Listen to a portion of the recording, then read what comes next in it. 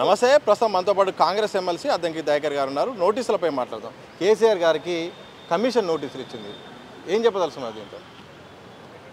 తప్పు జరిగింది కాబట్టి ఆయన ప్రభుత్వ హయాంలో నోటీస్ ఇస్తాం.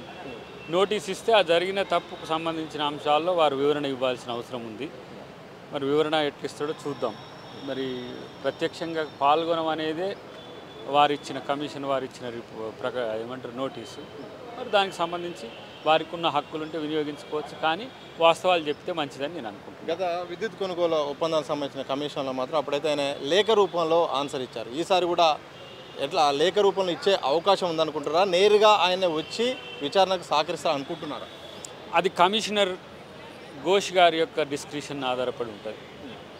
సో ఇది అతిపెద్ద స్కామ్గా లేకపోతే అతిపెద్ద ఇష్యూగా ఉన్నది కాబట్టి ప్రత్యక్షంగానే పాల్గొనాలనేది ఉంటుంది అని అనుకుంటున్నాను నేను. కమిషన్ గారి డిస్క్రిప్షన్ ఆధారపడి ఉంటుంది. ముగ్గురికి నోటీసులు వచ్చాయి. బీఆర్ఎస్ అధినేతతో పాటు అలాగే హరీష్ రావు గారికి, అలాగే ఈటెల రాజేందర్, అంటే ఇప్పుడు బీజేపీ ఎంపీకి కూడా నోటీసులు వచ్చాయి. తద్వారా ఈటెల రాజేందర్ పేరు వినిపించడం ద్వారా ఆయన దీంట్లో భాగస్వామ్యం ఉందని మీరు అనుకుంటున్నారా, లేకపోతే ఏం చెప్పదలుచుకున్నారు? మేము ఆయన బీఆర్ఎస్ నాయకుడికున్నా బీజేపీ నాయకుడికున్నా బీఆర్ఎస్ను బీజేపీని ఒకటే అనుకున్నాం కాబట్టి ఎట్లొచ్చినా కూడా ఆయన దాంట్లో ఉన్నట్టే లెక్క. బీజేపీ కూడా దానికి సపోర్ట్ చేసింది కదా. పోయినసారి కాళేశ్వరం ప్రాజెక్టు వాళ్ళు అన్ని అనుమతులు ఇచ్చింది కదా. ఆడ ఉంటేంది ఈడ ఉంటేంది, ఆడ ఉండి తప్పు చేసినా ఈడికి వచ్చినా కంపల్సరీ అది ఈటెల రాజేందర్ గారు లయబుల్ అని అంటే ఎట్లా? ఒక ఫినాన్స్ మినిస్టర్గా మనం నిధులు విడుదల చేసేటప్పుడు దేనికి సంబంధించిన అంశాల్లో ఎట్లా చేసినాం, దాని పరిమితి ఎంత ఉంది, పరిధి ఎంత ఉంది అనేది చూసుకోవాలి. Finance ministries different than other ministries కాబట్టి డబ్బులు కదా, అంత ప్రజాధనం దుర్వినియోగం అయ్యేటప్పుడు ఫీజిబిలిటీ రిపోర్ట్ కూడా ఇంపార్టెంట్గా క్రాస్ చెక్ చేసుకోవాల్సిన అవసరం ఉంది. కాబట్టి డెఫినెట్గా తను కూడా సమాధానం చెప్పాల్సిన అవసరం ఉంది. అది శిక్షార్హుడా లేకపోతే నెగ్లిజెంటా అనేది తేలుతుంది. కానీ నా ఆరోపణ ఏంటంటే ఆ నుంచి ఆయన ఎల్లగొడితే వచ్చి మళ్ళీ బీజేపీని చేరండి, వీళ్ళు కాపాడుతారనా అని. వీళ్ళు కూడా కాపాడతలేరు. ఇప్పుడు అంతకుముందు మీ కాంగ్రెస్ పార్టీలో చేరాలని చూసినా మీరే చేర్చుకోలేదు, అందుకోసం అప్పుడున్న పరిస్థితుల్లో బీజేపీలో చేరింది. ఆయన కాంగ్రెస్ పార్టీలో చేరాలని ఏం ప్రయత్నం చేయలేదు. ఆయన కలుస్తుండొచ్చు, కానీ ఆయన ప్రొటెక్షన్ చూసుకున్నాడేమో. నేనేమంటున్నంటే అదంతా కూడా ఒక పొలిటికల్ డ్రామాలో భాగంగా జరిగిందేమో. మేబీ కేసీఆర్ నువ్వు పోయి ఆడ ఉండమని పంపించిందేమో. మరి ఇంత అవినీతి జరుగుతుంటే కామ్గా కళ్ళు మూసుకొని కూర్చొని సంతకాలు పెట్టుకుంటా ఎట్లున్నాడు? ఇలా చాలామంది అంటారు కదా, హరీష్ రావు కూడా పుసుక్కునేమన్నా మళ్ళీ బీజేపీ పోతాడా బామ్మర్ది వల్ల అని చెప్పినందుకే కేటీఆర్ పోయి ఆడ కలిసిండు, ఏది అలా బావని కలిసిండు అని అంటుంది కదా. అట్లాంటివి ఏమైనా జరుగుతున్నాయేమో చూడాల్సిన అవసరం ఉంది. కానీ ఏది ఏమున్నా తప్పు చేసి ఏ పార్టీలో ఉన్నా ఎవరైనా సరే దానికి సంబంధించి బాధ్యత వహించాలి. అది శిక్ష పడుతుందా, సమాధానం చెప్పాల్సి వస్తుందా, ఏదైనా సరే దాన్ని చేయాల్సిన అవసరం అవుతుంది. ప్రాజెక్టులు అన్నాక చిన్న చిన్న పొరపాట్లు జరుగుతాయి, దాన్ని సరిదిద్దుకోవాలి, కొన్ని మార్పు చేర్పులు చేయాలి. కాంగ్రెస్ అధికారంలో ఉన్నప్పుడు కూడా గతంలో ప్రాజెక్టులు కూడా కుప్పగూలిపోయినాయి. మేడిగడ్డలో ఏదో చిన్న బ్లాక్లో చిన్న సమస్య వస్తే దాన్ని రిపేర్ చేయాలి, కానీ మొత్తం ప్రాజెక్ట్నే మొత్తం నిర్వీర్యం చేసే ప్రయత్నం చేయడం కరెక్ట్ కాదని కూడా కేసీఆర్ కానీ హరీష్ రావు కానీ కేటీఆర్ కూడా చాలా సందర్భాల్లో మాట్లాడారు. అదే పోయి ఆ కమిషన్కి చెప్పు,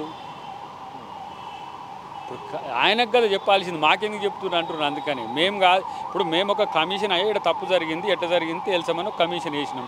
నువ్వు అన్నకు అంత సింపుల్దే పోయి గింతే ఏమైందో పిల్లర్కి ఇట్లా కుంగిందని చెప్పరా? ఆడ ఇప్పుడు 7 పిల్లర్లకు బేస్ని మొత్తం కూడా చేంజ్ చేయాలని ఇవాళ ఎన్డీఎస్ఏ రిపోర్ట్ ఉన్నది. మరి అదేమో పెద్దదంటుంది, నువ్వేం చిన్నదంటుంది. మరి ఎట్లా 1,00,000 కోట్లు ఆడ పెట్టినావు, సుక్క నీళ్ళు రాకుండా అయింది. అది తప్పు కాదా? ఇలా దానికి మినిమం 2,000 కోట్ల నుంచి మ్యాక్సిమం 10,000 కోట్ల వరకు అవుతుంది. అది నువ్వు చేసిన తప్పుకు బేసే కదా, చూడాలి కదా ప్రతి ఒక్కటి కూడా. గ్రౌండ్ రిపోర్ట్ తెలుసుకోకుండా ఇష్టానుసారంగా చేసిండ్రు కాబట్టి అలా వాళ్ళు ఈ ఇబ్బందులు పడాల్సి వస్తుందని నేను అనుకుంటున్నాను. టెక్నికల్గా అధికారుల పాత్ర ఉంటుంది, వాళ్ళ సంతకాలు వాళ్ళ నిర్ణయాలను బట్టి ఉంటుంది. విధానపరమైన నిర్ణయాలు రాజకీయ నాయకులు తీసుకుంటారు. సో కేసీఆర్ కూడా నేను చెప్పాను తప్ప అధికారుల నిర్ణయం, ఈ డిజైన్ అంతా అధికారుల పరిధిలో జరిగిందని కూడా చెప్పొచ్చు. ఓవరాల్గా ఈ యొక్క ప్రాసెస్ చూస్తుంటే కేసీఆర్ను ఈ యొక్క కాళేశ్వరం విషయంలో, కమిషన్ విషయంలో కానీ ఎక్కడి వరకు వెళ్తుంది, ఓన్లీ విచారణ వరకు వెళ్తుందా, లేకపోతే దీన్ని ఇంకా ముందే అడిగే? ఇప్పుడు ఎడారిలో కూడా మనం ఇండ్లు కట్టుకుంటున్నాం బ్రదర్. ఎడారిలో కూడా ఆకాశ ఆర్మాలు కట్టుకుంటున్నాం. ఎడారి అంటే ఏంది? ఇసుకనే కదా. నదిలోనే కదా బ్రిడ్జిలు కడుతున్నాం. నాగార్జున సాగర్ నదిలనే కట్టినాం కదా, శ్రీశైలం నదిలనే కట్టినాం కదా. శ్రీరామ్ సాగర్ నిధులనే కట్టినాం కదా నీకంటే ముందు పైన. మరి అయ్యేందుకు కుంగలేదు, ఇయ్యేందుకు కుంగినామంటే ఇన్ని కథలు ఎందుకు? ఇలా ఫీజిబిలిటీ ఇప్పుడు చాలా అక్కడ సెస్మోగ్రఫీ నుంచి మొదలు పెడితే చాలా టెక్నికల్ అంశాలు నాకు అక్కడ తెలుసు. అది మైనింగ్ ఏరియా, ఈ 3 బ్యారేజెస్ ఉన్న ఏరియా, బొగ్గు నిక్షేపాలు ఉన్న ఏరియా. మనకి ఎన్టీపీసీ కూడా అన్నీ ఉంటుంది చూస్తే. ఏది ఆ ఏరియాలో శ్రీపాదెల్లంపల్లి కూడా కట్టినాం. ఎక్కడ కట్టినాం? వీటి మైనింగ్ నిక్షేపాల పైన కట్టినాం, 20 TMCతో కట్టినాం. ఇవి బ్యారేజెసే, అది ప్రాజెక్టు. మరి అది నిలబడ్డది, ఈ ఎట్లా కూలినాయి అంటే కూల్చే ప్రాజెక్టులు కట్టి కూడా మళ్ళీ మేమేం తప్పు చేయలేదని చెప్పుకుని సగబలుకుడు ఎందుకు అంటున్నాం? అందుకనే కదా మీ ప్రభుత్వాన్ని ప్రజలు ఓడగొట్టిండ్రు. ఆ దాంట్లో తప్పులు చేసిన వాళ్ళు మీరు చర్యలు తీసుకుంటామంటేనే కదా రాహుల్ గాంధీ గారి నుంచి మొదలు పెడితే మా రేవంత్ రెడ్డి గారి వరకు అన్నందుకే కదా ఇవాళ అన్నది. ఇలా మరి తప్పు చేసిన వాళ్ళని సపోర్ట్ చేస్తే మీరే అంటారు కదా ఎట్లా చేస్తున్నారు మీరు, అరెస్ట్ చేయకుంటే ఎట్లా ఉన్నారని అంటారు. తప్పు చెయ్యకపోతే ఎవరినైనా మనం శిక్షించే హక్కు లేదు, మనకు లేదు, ప్రభుత్వానికి లేదు, ఎవరికి లేదు. కాబట్టి తప్పు జరిగిందా లేదా అనేది కమిషన్ పారదర్శకంగా ఒక ఎంక్వైరీ చేస్తున్నది, దానికి సహకరించండి. చివరిగా ఆన్సర్ చెప్పండి. తప్పు చేస్తే కేసీఆర్ లాంటి వ్యక్తిని అరెస్ట్ చేసే దమ్ము ధైర్యం కానీ కాంగ్రెస్ సర్కార్కు ఉందా? ఎవరినైనా చేస్తారు. కేసీఆర్ ఏంది దానికి దమ్ము కావాలన్నా పోలీసులు ఉంటే చాలు. దమ్ము ధైర్యం ఏం అవసరం బ్రదర్? తప్పు చేసిన వాళ్ళకి ఇప్పుడు ఎవరైనా ఒక తప్పు చేసి ఇడికెళ్ళి పారిపోతుంటారు. నీకు అవసరం లేకున్నా అనవసరమైన అంశమైనా పట్టుకొని పోలీసులకు పట్టిస్తారు. మరి అట్లాంటి నువ్వు తప్పు చేస్తా నన్ను అరెస్ట్ చేస్తావా, నీకు దమ్ము ఉందా అని అంటే ఎట్లా? దమ్ము అక్కర్లేదు, పోలీసు ఉంటే చాలు తప్పు చేస్తా. కాబట్టి డెఫినెట్గా తప్పు చేసిన వాళ్ళకు శిక్షలు తప్పవు. ఒకటి. రెండవది, తప్పు చేసి దబాయించొద్దు. తప్పు చేసిన వాళ్ళు దబాయించే హక్కు లేదు. ఎవరైనా, నువ్వైనా, నేనైనా, ఇంకెవరైనా సరే తప్పుకు బాధ్యత వహించాల్సిందే. తప్పు జరిగిందని చెప్పడం కూడా తప్పేం కాదు, అదొక కన్ఫెషన్ స్టేట్మెంట్ కింద ఉంటుంది. తప్పుకు సహకరించినా తప్పే, తప్పుకు జరుగుతుంటే చూసినా తప్పే. ఇలా వికారియస్ లయబిలిటీ అంటారు.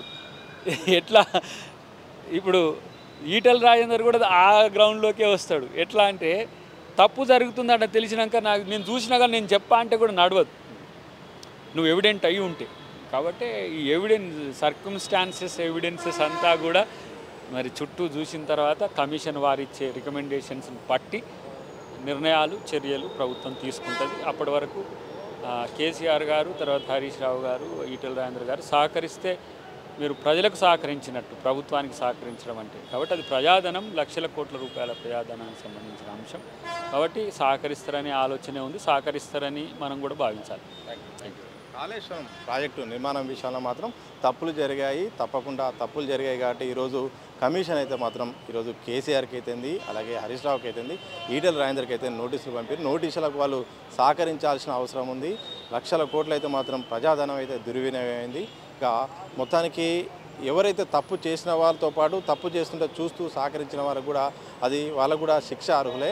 ఒకవేళ తప్పు జరిగిందని నిరూపణ అయితే మాత్రం కేసీఆర్ను అరెస్ట్ చేయడానికి కూడా సర్కార్ సిద్ధంగా ఉంటుందని కూడా కుండా బద్దలు కొట్టినట్టు కాంగ్రెస్ ఎమ్మెల్సీ అద్దంకి దయాకర్ చాలా స్పష్టంగా ఆయన యొక్క ఆన్సర్ అయితే చెప్పే ప్రయత్నం అయితే చేశారు. కెమెరా పర్సన్ సూర్యబాబుతో సతీష్ దిశా టీవీ హైదరాబాద్.